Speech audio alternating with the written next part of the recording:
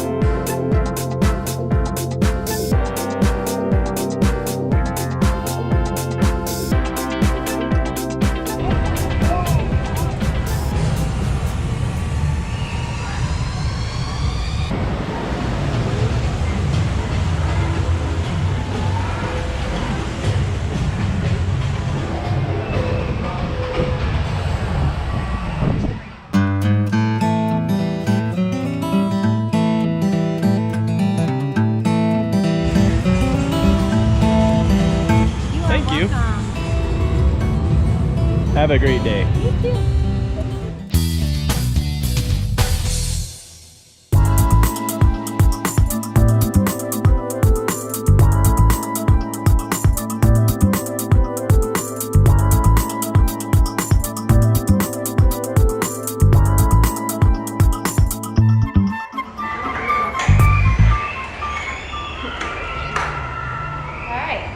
Mr. Merlyn. Hola. Merlyn is one of my favorites because he's stubborn. I used to try and think of a better word for it, like determined, or no, he's plain stubborn. If you look at the life history books, they'll tell you that kookaburras are supposed to live 15 years, maybe 18. He hatched right here at SeaWorld, so we know beyond a shadow of a doubt he is turning 23 in July. So he said, I don't care what you read on the internet, I don't care what you read in your biology books, I'm going to do my own thing. And he is still an amazing hunter. They're the largest members of the kingfisher family, so they do fish incredibly well, but they'll also eat lizards and snakes. And if there happens to be one of those that cross through his habitat, 'cause you can see we're not sealed off here, he will catch it. We've come in the morning and found half a snake hanging out of his mouth. Can he come to my house? I know, right? I don't know. Only difference is, Fat Snake, for some reason, he's not as interested in our food. It's like he's got a belly full of snake or something like that, and so he's like, no, I'm good. I'm good, I got my own stuff. Do you guys know why they call them laughing kookaburras? No? All right, I'm gonna see if he feels like showing you, and I want you to think if you've ever heard this sound before, okay? All right.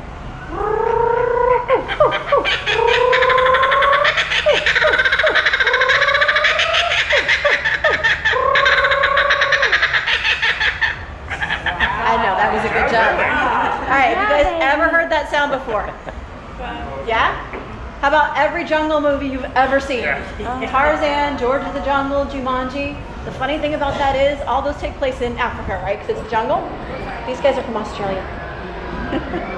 Nowhere near the same place, but when they first started making talking pictures, a producer somewhere must have gone, you know what? It makes me think of monkeys, it makes me think tropical, and you can tell it's a really easy recording to get. So they've used it ever since. But now, anytime you hear that, you can be like, I know what that is. That's not a monkey. That's a bird. But they're absolutely amazing. Another fun feature about these guys is they're really good about showing off a really, really cool bird adaptation. So I want you to watch his head.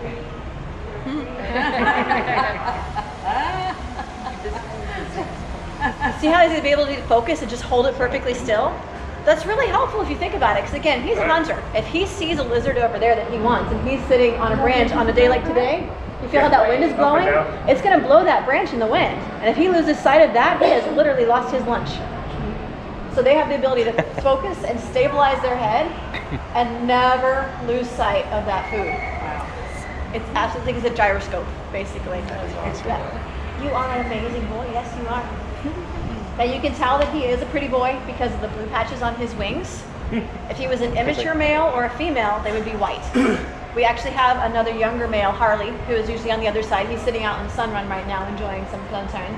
But he does not have that blue on his wings yet. It'll come in the next molt or two. You are just the coolest. Like I said, I love him because he's just so stubborn. He's like, no, I'm just going to keep doing my thing. He's absolutely amazing. Can't eat me. I'm not that small. Yeah, these guys are actually able to eat some of the mammoth snakes in Australia because they get them right behind the head, and then if you ever see videos, they just smack the living daylights out of them. Rock tree, whatever they can find, and they just, and then swallow them. They're delicious, apparently. If you get the chance to come out, a couple years ago, we had them out for the Jack Hanna show, and we had both males on opposite sides of the stage, so not close to each other, but as soon as they saw each other, it was like a calling battle. Just back and forth. Jack didn't have to say a word. Just let the Kookaburras steal the show. And these are the ones you hear about in the song. If you've ever heard Kookaburra sits in the old gum tree, very, very kingdom. Yeah, that's these guys. That's these guys. You have the whole song, don't you? Really? Want some food? Snacks, huh? One of those. Yeah, What's he get then? he gets a little bit of everything because, again, they are kingfishers, so we will give them fish, we give them mice, and then we also give them a sea ground that you can call a bird of prey diet. So no veggies? Nope, no veggies. No veggies. He just likes veggies. All right. Do you feel like vocalizing one more time for me? You're a man. Let's ask. Let's ask.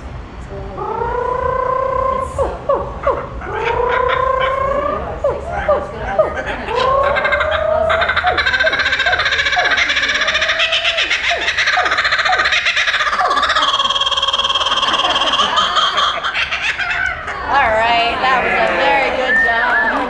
That's a good job. One of the things we like to do here at SeaWorld is we like to end our sessions with the animals on a positive note. So since he did such a good job, he's going to go back in his house right now. If anybody would like a card, we have cards. Oh, sure. Merlyn has his own business card. His address is SeaWorld Orlando.